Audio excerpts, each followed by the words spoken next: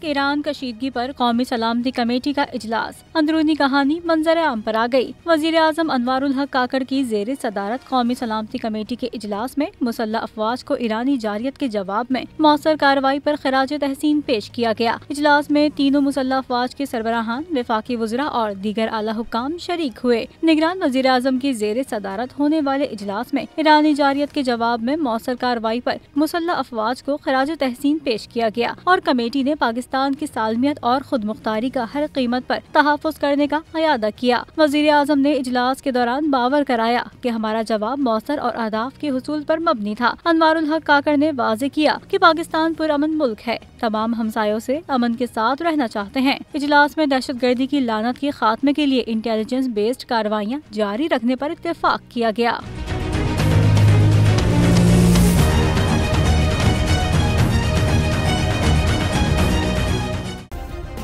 Subscribe करें और bell दबाएं ताकि कोई खबर रह न जाए।